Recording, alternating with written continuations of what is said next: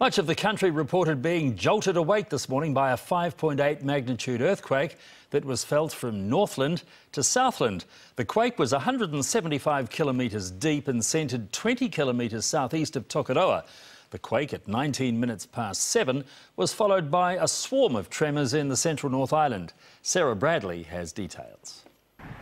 Hopes for a Saturday sleep-in were dashed for much of the country. It felt very swingy. It was quite bizarre. Quite a few things fell off the shelf. I thought it was coming from his room, so I rushed in there to see what was going on. Within seconds, social media sites were awash with comments from the truly concerned to the truly ridiculous. I think we're having an earthquake. So he said, oh, he didn't feel it or something, or didn't know for sure. Well, I felt a vibration, but I thought it could have been a big truck going by. GeoNet says that within minutes, nearly 10,000 people had registered the quake on its website. These sorts of earthquakes occur because the Pacific plate is actually subducting beneath the Australian plate. This morning's tremor follows a violent 7.3 magnitude quake in Japan yesterday, which GeoNet says was on the same plate.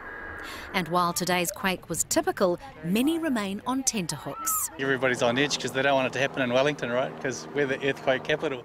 GeoNet says Christchurch and social media have increased interest in earthquakes, but they cannot be predicted. There is a low chance of another big quake, but there's a chance every day of such a quake. We can't tell you when it's going to happen. One thing this greater awareness of earthquakes has done is make us more prepared in the case of an emergency, both in the home and in the workplace.